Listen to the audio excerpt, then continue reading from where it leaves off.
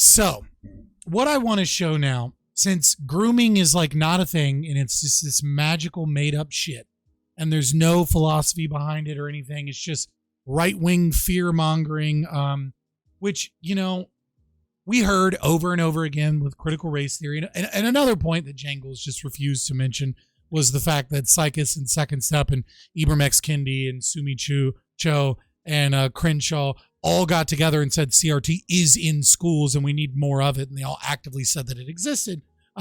He's just doing the same defense from, you know, a couple years back with CRT folk, which is, I don't know what you're talking about. It doesn't exist. We just want to teach accurate history. I don't know what you're talking about. It doesn't exist. We just want gay people to be identified. Then then he claims I'm quoting people nobody has ever heard of, and I'm quoting people with, you know, close to 500,000 citations in the foundation literature, and like someone that has 10,000 citations on Saint Foucault toward a gay hagiography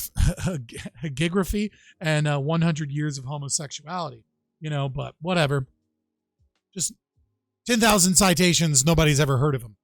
I figured I'd show an example of like when you have these guidelines, what these teachers look like and what they're talking about. We've looked at social emotional learning teacher workshops before that were woke as fuck and just obviously teaching critical consciousness and teaching teachers how to teach critical consciousness.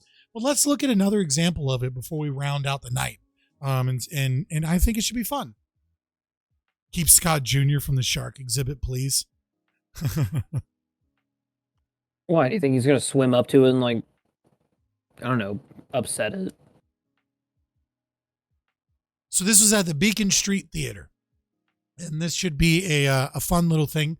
Fun little, totally, you know, she's just, you know what? She's just going to help people find their political voices. There's nothing wrong with that as a teacher. Let's see what this looks like. I've heard it's super fucking woke, or that it's like, you know, really dangerous and pernicious, but I actually haven't seen it yet. I've only seen the reactions to it. So who knows?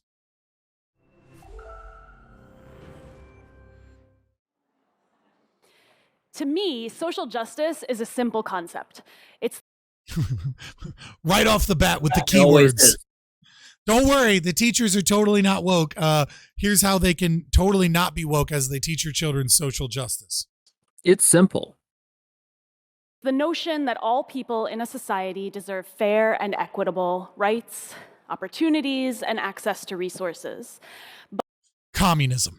But it's become controversial and nebulous because we've stopped talking about what working for social justice actually looks like. Working for social justice can look like this, or this. It can look like this, or it can look like this, or my favorite, it can look January like 6th. that. Those are my students, and whenever I'm asked to articulate my This woman sees Blindside and is like, that is me. Like, look at. Oh my God, it's like someone wrote my life out. You're right.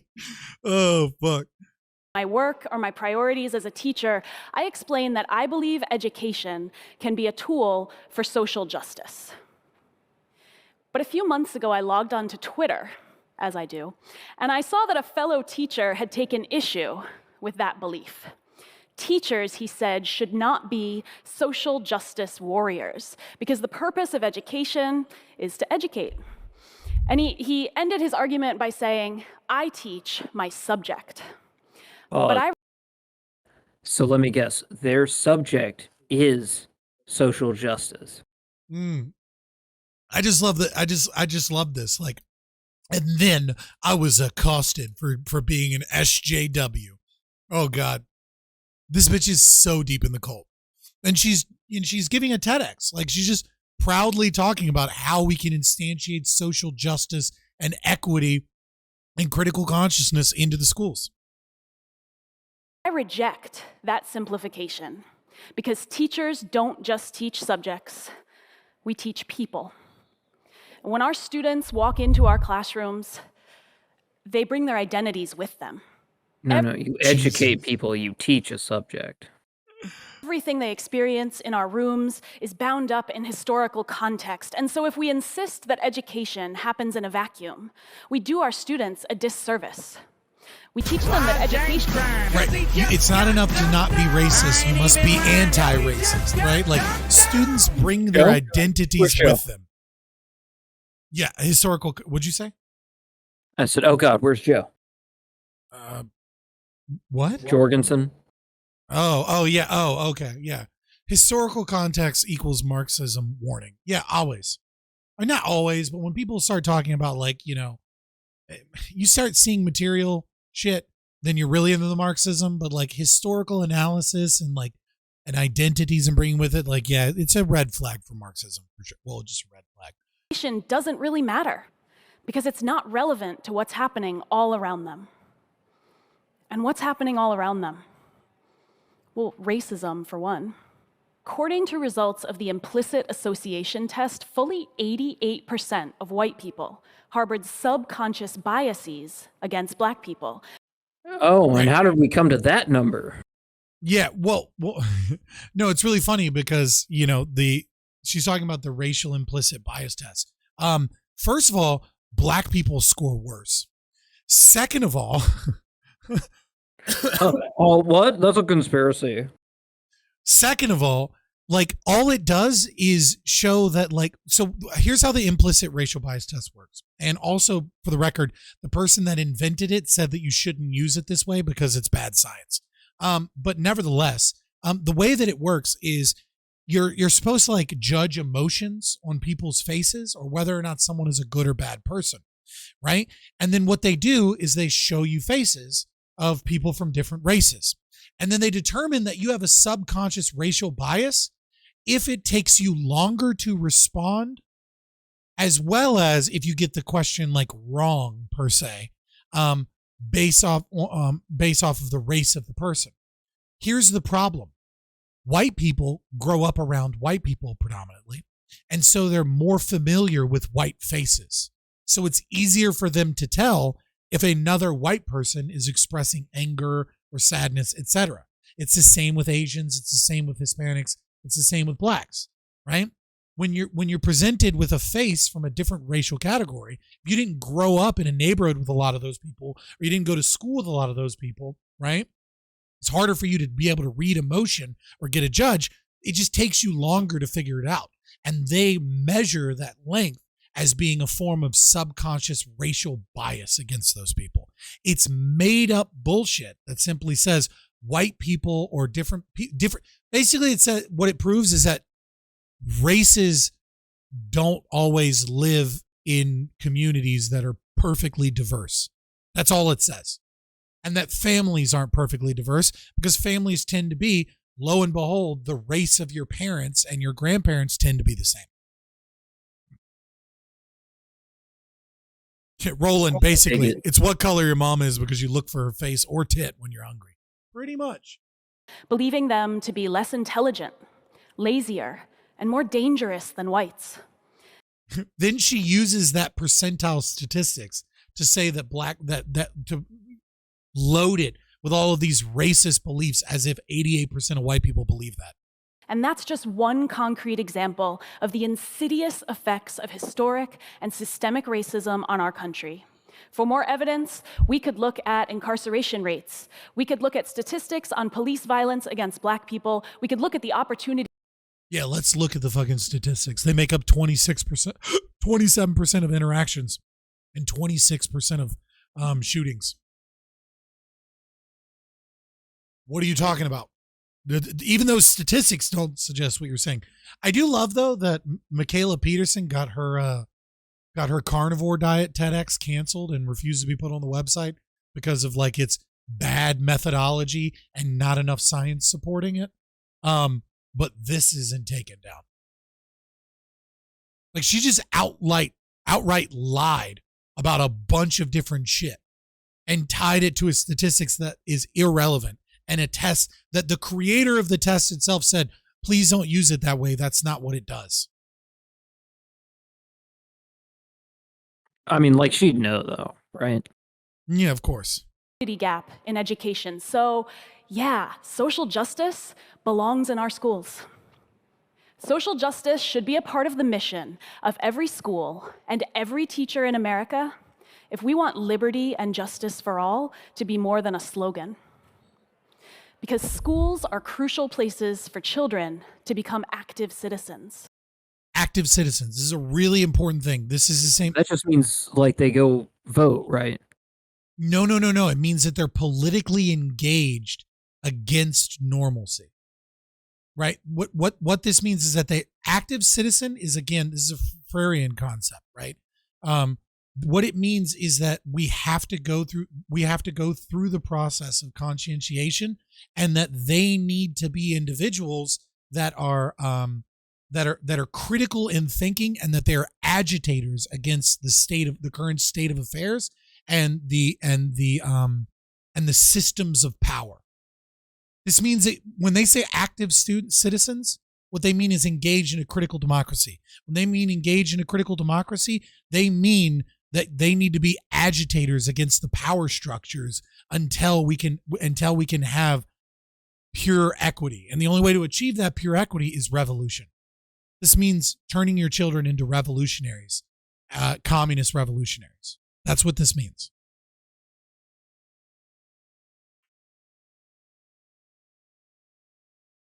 You said you need a link, a date on this vid. I've seen it bouncing around the past couple days, but I don't necessarily have a date for the vid. I wonder if I can find it.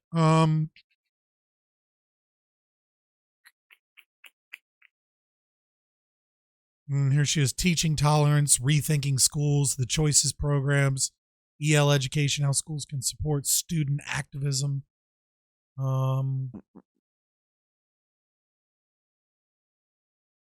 Well, it can't be, but so fucking soon, because it's already got 1.4 million views.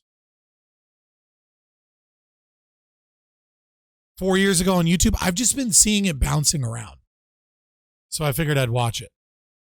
And to learn the skills and the tools that they need to change. How fucked is fucking Roland always on top of this shit? Again. Because schools are crucial places for children to become active citizens and to learn the skills and the tools that they need to change the world. So what are those? Right. You have to change the world. They can't be okay with the status quo. They have to be anti-racist. Skills. Okay. Here's a secret. Many of the skills that people need to orchestrate the kinds of change that will lead to justice are already built into the work of schools. Things like problem solving, critical thinking, collaboration, perseverance, none of that should be revolutionary on its own. Now, combine that with the ability to understand history not as one static and objective narrative on which we all agree, but as a series of intertwined events about which there can be countless interpretations. We're just teaching history, folks. If we deliberately choose to explore history with our students rather than just teach it, we help them understand that history is ongoing and that it's connected to current movements for justice. And we help them see themselves as potential players within a living history. Right. Why are they in a living history? Right? Why are there multiple narratives? Right? This is setting the stage for the idea of the woke idea. This is setting the stage for the woke idea of standpoint epistemology, right? That everyone has their truth. There's a cultural, historical context to everything. Just don't worry, we're going to frame justice, which we won't define, as Roland pointed out, over top of it, and that's going to mean equity. But don't worry, everyone has their truth. So those are the skills I'm talking about when I say that education can be a place to help kids learn how to work for justice. But maybe the reason that my Twitter critic wasn't happy with that idea is because he doesn't agree with my definition of justice. Fair enough. Maybe he and I don't see eye to eye politically. But here's the thing. Our aim is to encourage students to articulate their own opinions, not to coerce them into agreeing with us. So it actually... Oh, no, that's awesome. She's just going to activate this super woke teacher is going to tell you how to get their own opinions to the forefront. Let's see how that works. Actually doesn't matter if he and I agree. What matters is that we're helping students have those conversations with each other. And that means that as adults, we need to learn how to become effective facilitators of our students' activism. We've got to help them learn how to have really tricky conversations. We have to expose them to different opinions. And we have to help them see how what they're learning in school connects to the world outside. So here's an example of that. Every year, my Physics students is really good at that. What? Yeah, right. study the history of apartheid in South Africa as a case study of injustice. Now, for those of you who don't know, apartheid was a brutally racist. Okay, so here's what she's not telling you, right? What she's doing is she's finding a generative theme. She's finding something that really fucking makes people uncomfortable and brings race and racism and the ideas of like all of these things that are uncomfortable into the classroom.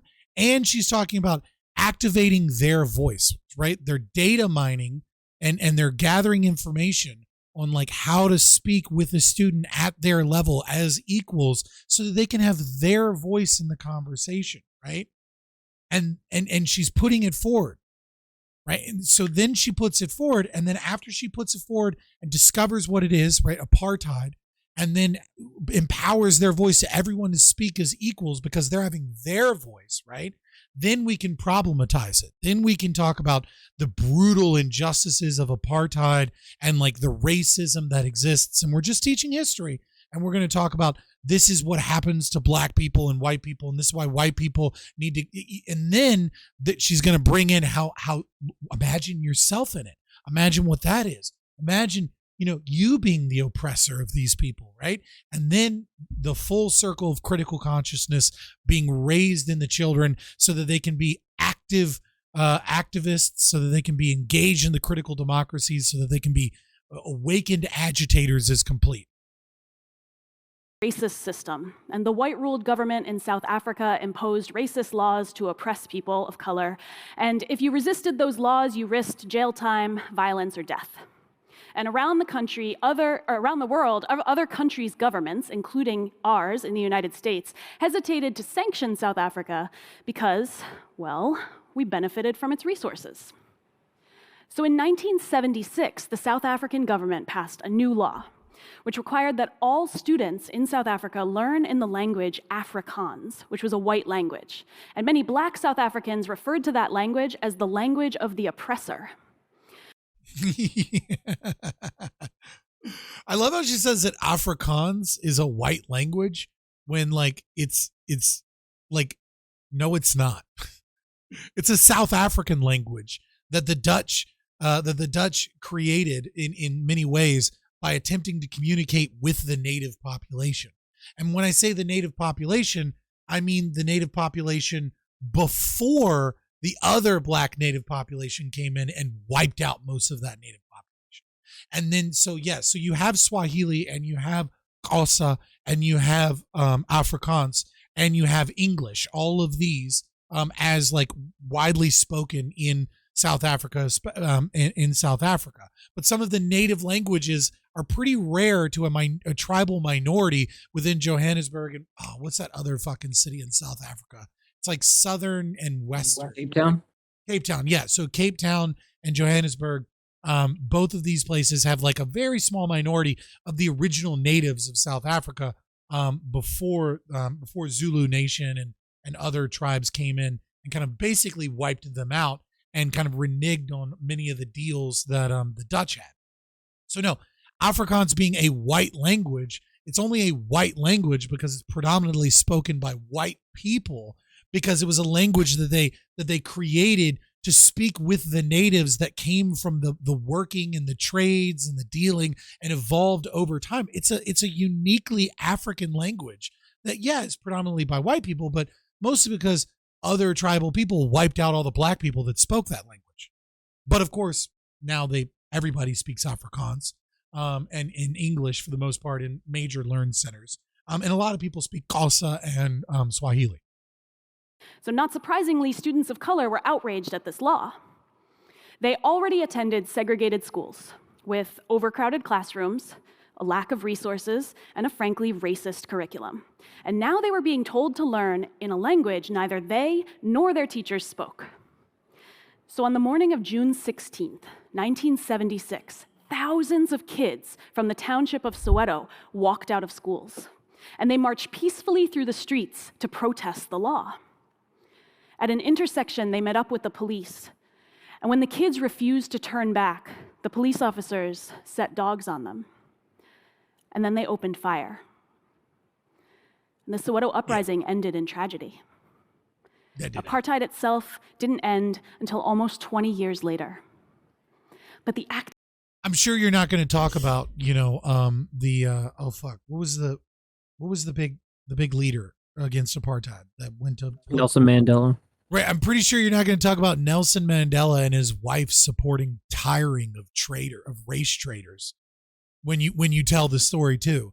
Not going to talk about the fact that his wife was. Do you guys know what tiring is? Do you know? I think Mark, you know what tiring is, right? I do know what tiring is.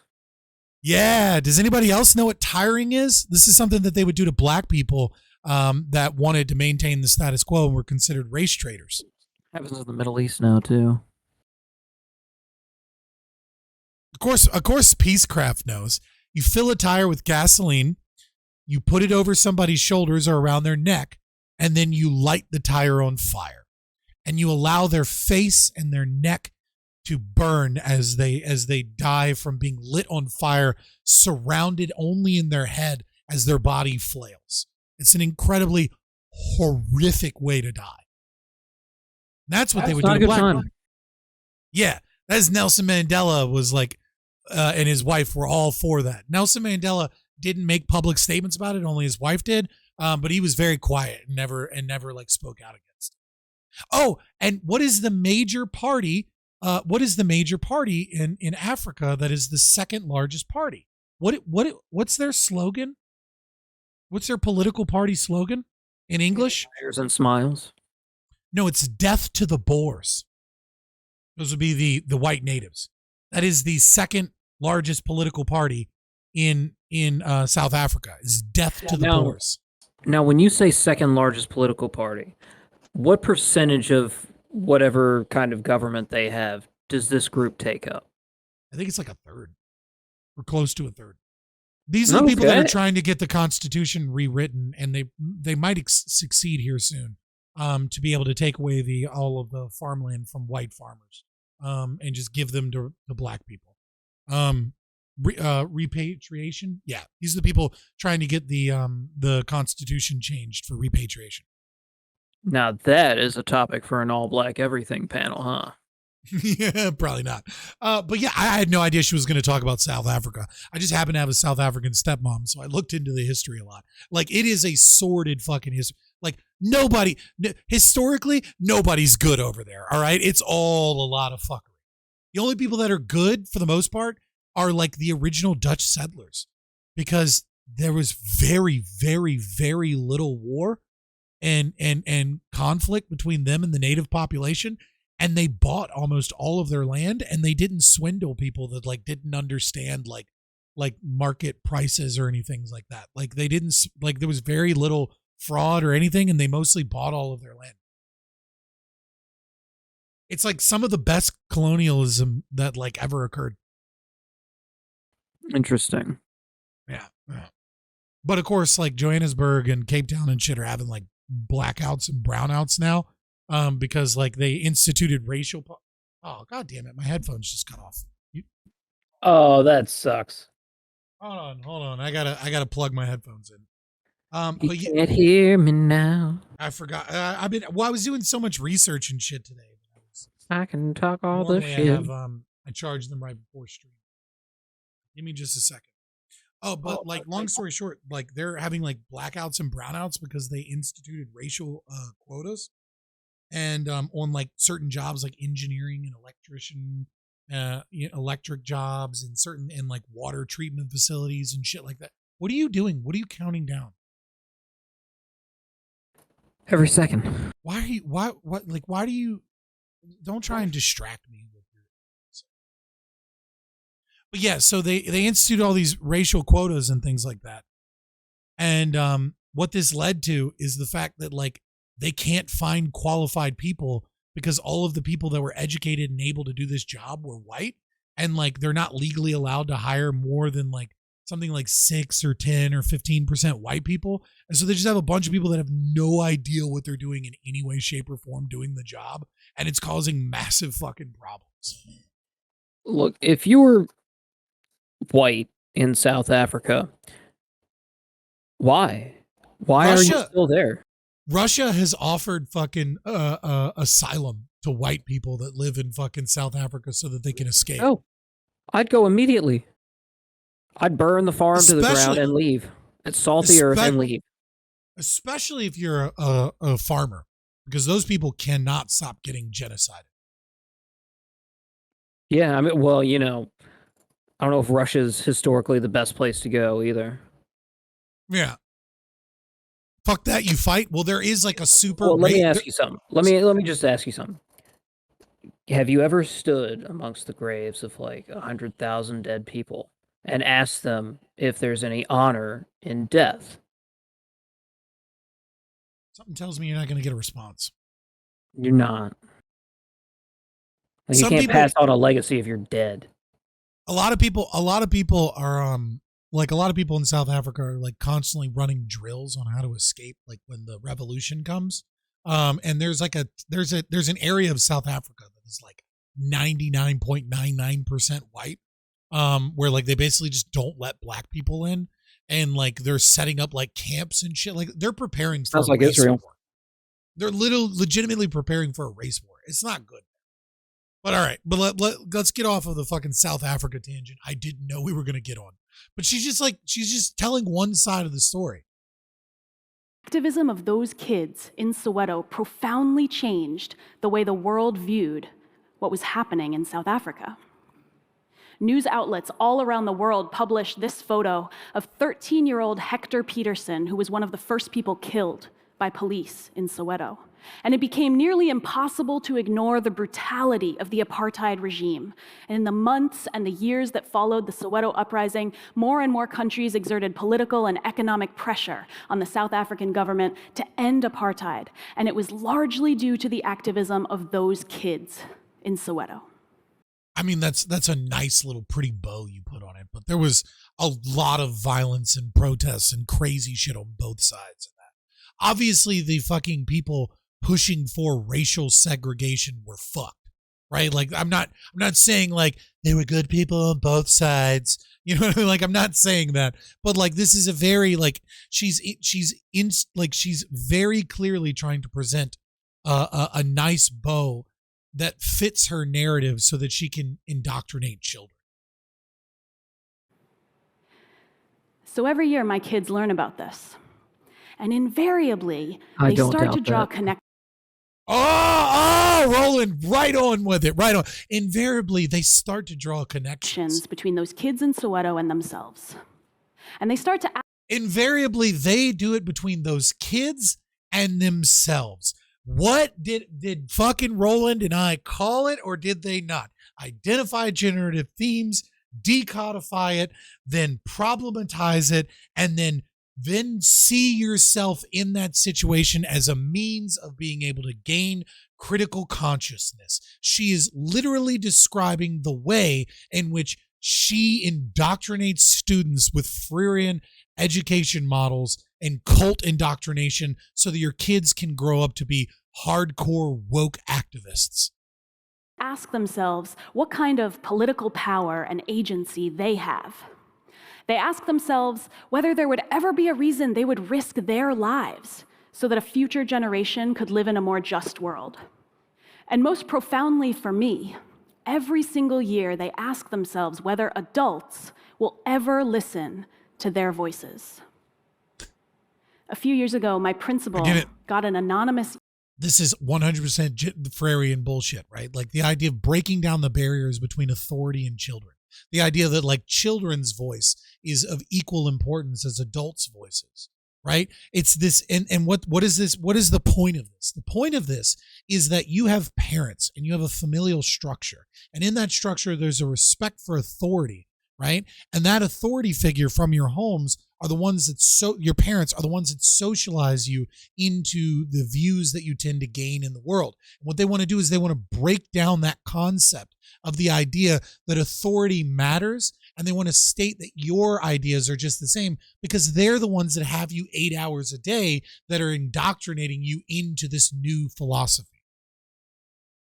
Email from one of our students. It informed him that the following day, the students planned to walk out of school. This was in the wake of Michael Brown's death in Ferguson, Missouri, and the students were planning to join a walkout and march in support of the Black Lives Matter movement. So at this point, the staff at the school had a decision to make.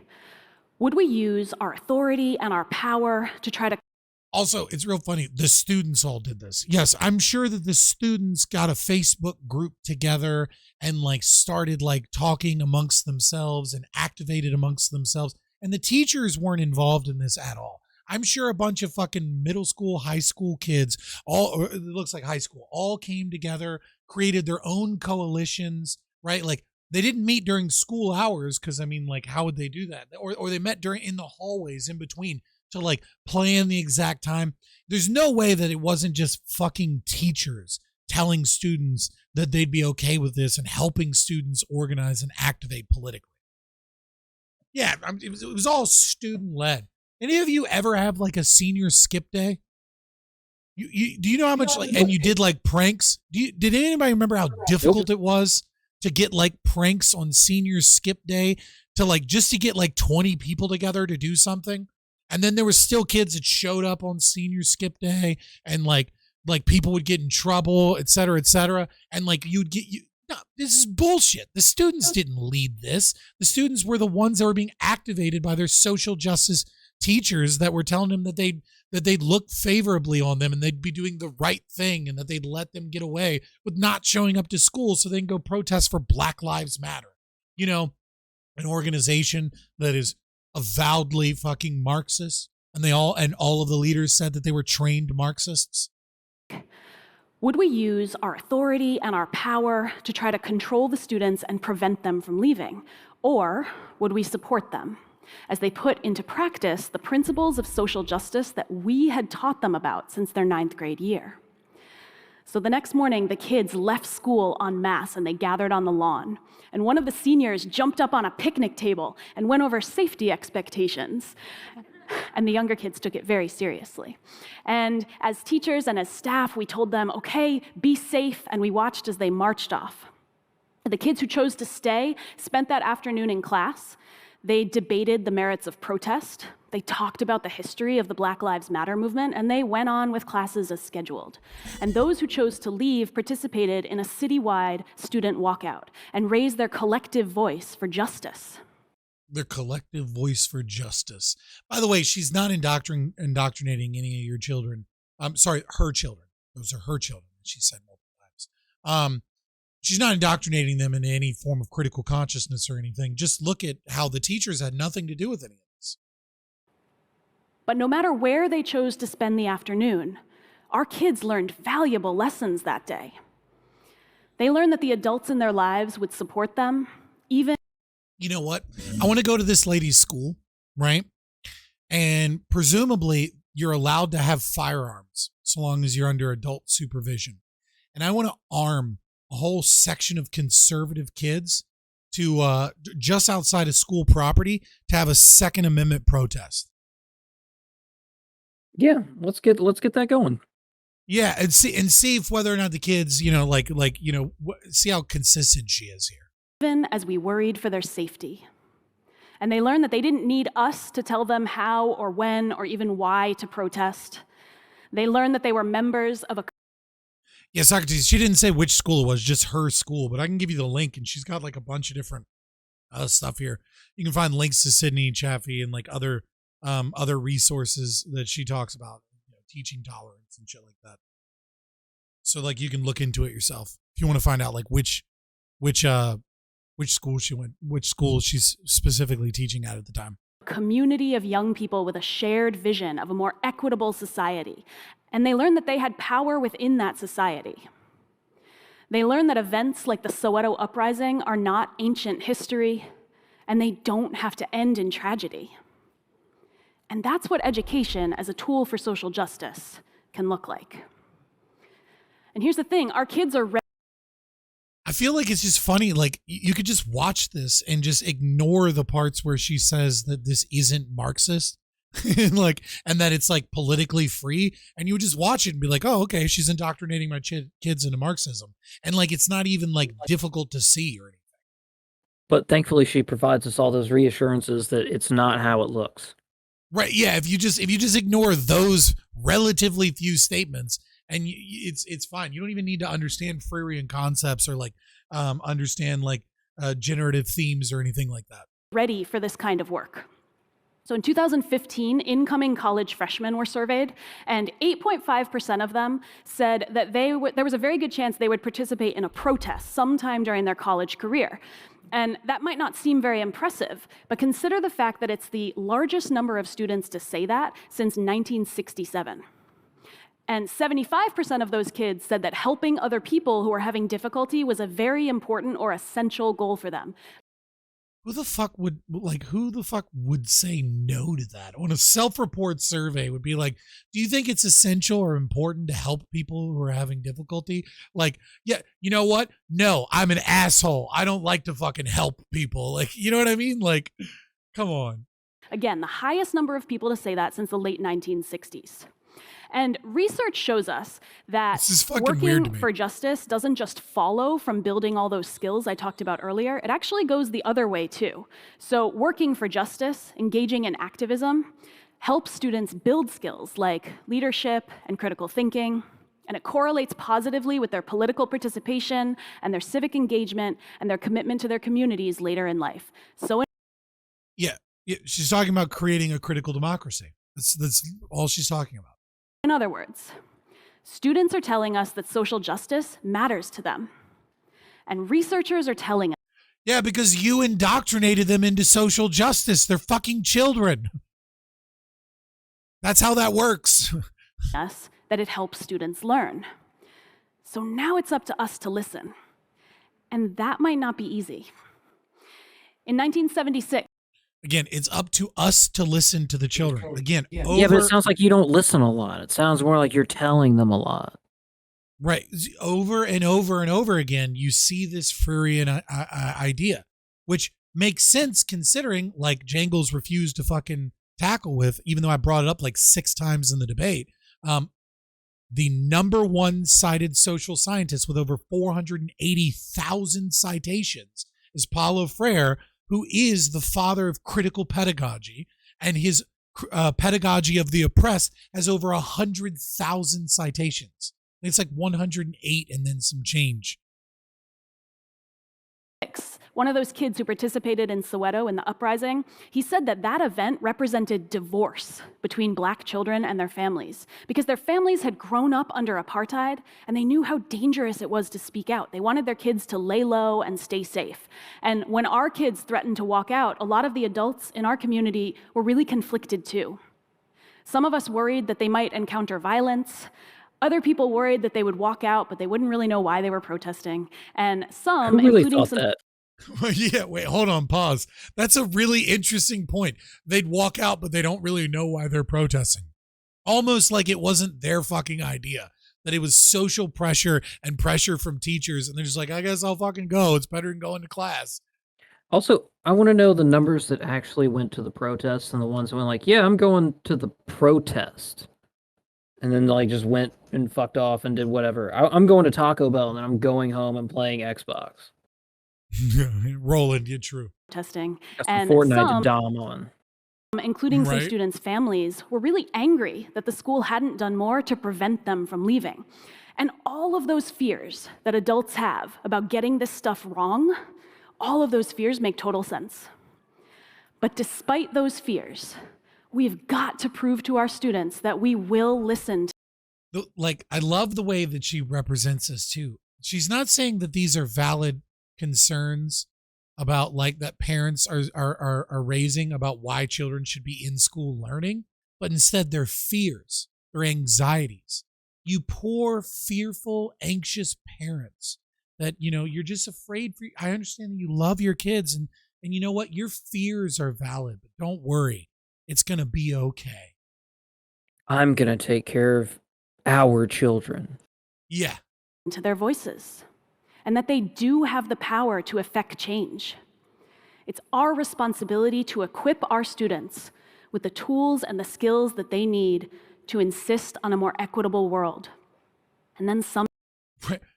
By the way, she's like basically just dropping the idea that she's not indoctrinating children by saying that it's our job to give them the tools and to, you know, and to give them the mindset to force equity.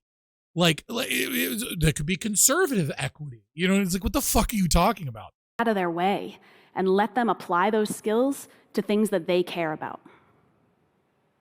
And living up to that vision is going to require that we are flexible. Owning noobs in Fortnite. And it's going to require that we're creative. It's going to require that we're brave enough to stand up in the face of people who try to silence or delegitimize dissenting voices. Right. So now the parents with concerns are fearful, anxious children, and it's going to be okay. The people that don't want us doing the Marxist praxis that we're doing, those are the people trying to silence dissenting voices. And what are we, the woke people? We're brave. We're brave fighting against this oppression and tyranny by turning children into woke activists. Yeah.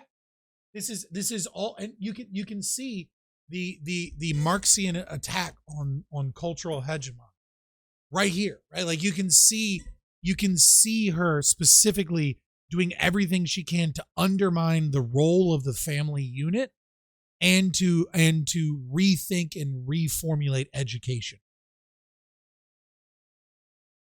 Like this is Gromsky Marxism like 101.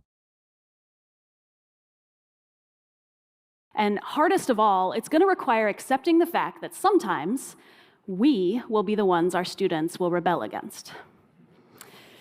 Sometimes they're going to point out ways in which systems that we have created or in which we are complicit contribute to inequity.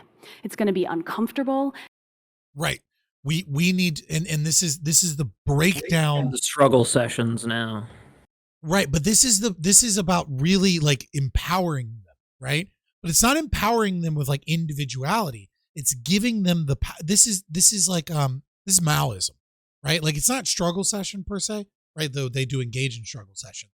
But it's creating the red guard, right? It's recognizing that you're not an authority against the philosophy itself. And the philosophy is antagonizing systems and destroying hierarchies and creating revolutionary sentiment amongst your students. She's literally describing creating the red guard. She's just doing it in America. And you have to, and again, this generative theme kind of thing, this creating critical consciousness where there is no authority structure, where you're equals and the students have an equal voice, even though they're fucking children. But it's okay as long as they come out as little red revolutionaries. And it's going to be painful as they push us to question our own assumptions and beliefs. But what if we change the way we think about rebellion in our kids? When our kids rebel, when they thoughtfully push back against our ideas or the way that we do things, what if we chose to see that as a sign that we're doing something right and that they're becoming liberated? I know it. What if we're revolting against the values I've tried to instill with you? Finally, you're an adult. Right. So, right. And here's, look at the word liberation and look at the word rebellion. Right. Like, and she even made sure that it was bold for you. Right. I mean, she's talking about liberation. I'm not even going to call it liberation ideology. I'm just going to call it liberation theology. Right. Is like liberation requires critical consciousness. You're not liberated just because you have the freedom to do what you want. You're liberated once you've become aware of the fact that the bourgeois are capitalist oppressors. Once you become aware that white people have a position of power and privilege over blacks because of white supremacy. Once you become aware that cis heteronormativity is a concept that needs to be brought down and antagonized, and I am a liberated individual once I'm fighting against the systems of oppression that harm us all as a free society. Once you become a full-blown communist, then you're free. That's what liberation means in this context. I don't even know if she fully understands that, right? But she's again, this Carl Jung idea, right? People don't have ideas, ideas have people. And she's parroting liberation ideology into your own students, and then at the same time claiming that she's not indoctrinating them. It would be easier if their critical thinking skills manifested in more convenient ways. On their essays or their standardized tests, I get it. But convenience and justice do not often go hand in hand. And when our kids learn to think critically about the world around them, they become the kinds of engaged citizens who will recognize and question injustice when they see it and work to do something about it. It's so blatant, like she's so blatantly open about it. You know, once they develop critical consciousness, except she calls it critical thinking, which, by the way, critical thinking is a Marxian term. We used to say rational thinking. Yeah, we used to say rational thinking. We've just, conservatives and the right and everyone is just like kind of taking it up into the lexicon and meaning that like you're thinking, in like a complex way. But what critical thinking literally means is developing critical consciousness and putting it through a critical Marxian lens. But I mean, like, colloquially, that's not really what it means, but that might be the way that she means it. Welcoming rebellion into our schools is going to require some rethinking about what teaching and learning. Casimir, about that? Why do you just randomly show up to be like, why'd you say don't say gay bill? Oh, okay, sure, I should have called it HB 1557, parental rights in education. My bad. I'm not fucking perfect. I mean, I called him out on his bullshit about the bill. Like, yeah, doesn't it kind of help, though, to call it the Don't Say Gay bill and be like, yeah, the Don't Say Gay bill that doesn't stop any student from saying that they're gay? Yeah, I mean, like, that's the way that I went with it. But, like, yeah, maybe it would have been better to be like HB 1557. All right, well, you fucking debate Jangles, right? Like, nobody, the anti-groomer bill, like, welcome back. I don't know. Fucking learning look like? Because there's this misconception that if we give students any wiggle room, they're going to walk all over us, and classrooms and dinner tables will devolve into total chaos. Yeah, I've seen Malcolm in the Middle.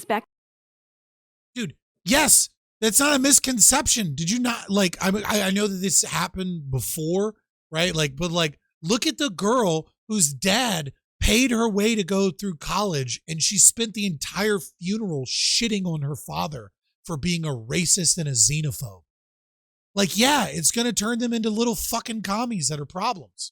Kids to sit silently and passively receive knowledge from us, then their voices will always feel overwhelming. But if we accept instead that learning is sometimes messy, that it requires opportunity. There's this myth that it's going to like cause problems. But if we just accept that it's going to be messy, like, you mean problems? Like, what are you talking about? Like, come on, lady. We're not eating ass after Taco Bell. Like, this is a whole other level, lady. That learning is sometimes messy, that it requires opportunities to brainstorm and mess up and try again, that our kids dislike chaos and want to learn when they come to school. Then we can set up schools to facilitate that kind of learning. So do me a favor and close your eyes for a second. Hey, you good? Did you DC? Yeah, pretty much. That sucks. All right. Yeah, this woman is just straight up fucking evil. Like, she's describing the way that they indoctrinate your children. Letting students grapple with complex, hard issues and not necessarily giving them the right. Yeah, I know what kind of hard issues you want to teach these kids.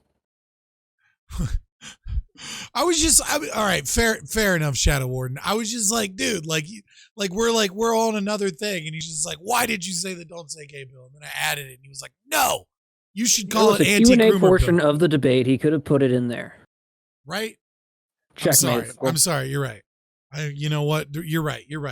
You know what the problem is? I need to have a I need to discover the generative theme, and I need to engage with you guys and find out and data mine with you guys and be the same same level of power and show that there's not an authority here as the streamer and you as the audience member, but instead we're all equal voices, right? This isn't my channel or my Twitch, right? Like, or my brand, right? It's our brand and our voices, right? And then we can, and we can put forward these concepts and, allow, if I can just for a moment problematize what it is that Casimir is saying. Answers. And imagine schools where we let students make choices. We trust them enough to do that. And we let them experience the consequences of those choices. Imagine schools where we let students be humans, with all of the messiness and the uncertainty that is bound to come with that. How is teaching them English and math not letting them be humans? Like, this is just flowery language. This is just flowery language to cover up her fucking Marxist indoctrination of your children. And whatever you just imagined, it's not mythical. It's not unrealistically idealistic, because teachers all over the country are already pushing the boundaries of what teaching and learning can look like with amazing results for kids. They're doing that in the schools. Yeah, it's not in schools. Critical theory is not in school. Look, none of this is social. It's not in schools. I don't know what you're talking about. In all kinds of schools, and there are countless models for teaching. I mean, Ibram Kendi and Sumi Cho and Psychus and Second Step and, Kimberly Crenshaw, they all say it's in schools and we need more of it, but it's not in schools. It's not in schools. Second Step is in 34% of elementary schools, teaching annually 16.5 million elementary school students social emotional learning, but it's not in schools. I was reading a book recently. It's called The Students Are Watching.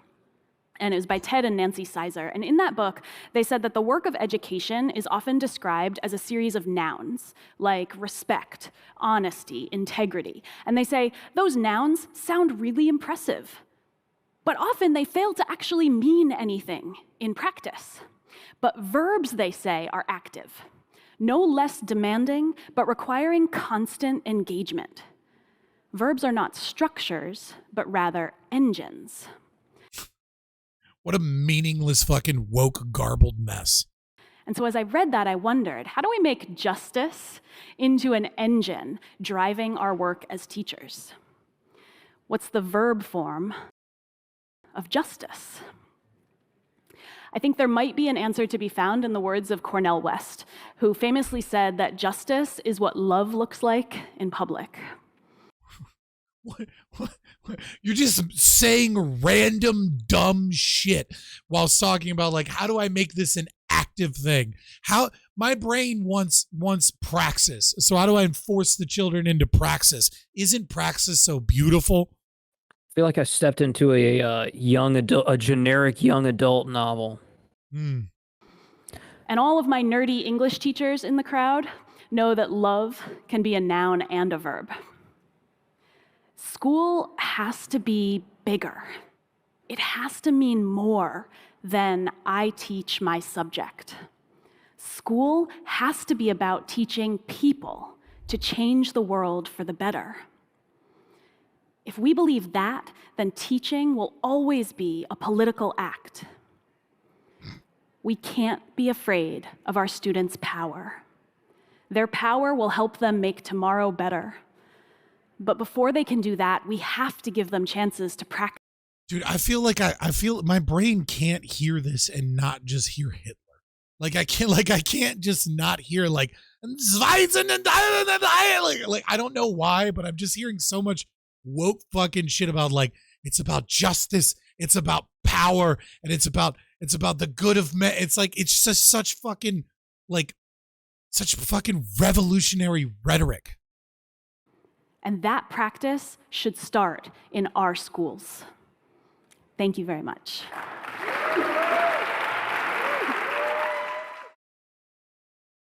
All right. Well, there you have it, folks. Here's my, I don't know, how do you, I don't know. All I'm hearing is conspiracy theorist drivel, so. Yeah, right. It's just conspiracy. It's not in theory the stuff. schools. Like, this isn't about making, activists of your children. This is just teaching them factual history.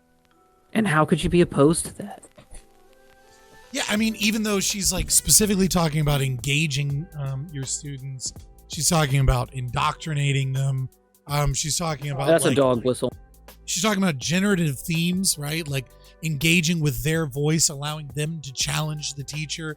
She specifically explained the process of how she decodifies things, problematizes them, and then specifically talks about how great it is that their students invariably take that on to themselves and wonder how it is that I fit into the same model. She's literally talking about creating revolutionaries over and over again. And then she just gets thunderous applause at the end. Commie's gonna commie? Yeah, fair enough. You just watched a clip from our Twitch channel, Fabian Liberty. If you like content like this, please like and subscribe here on YouTube, or go ahead and give us a follow on twitch.tv/Fabian Liberty.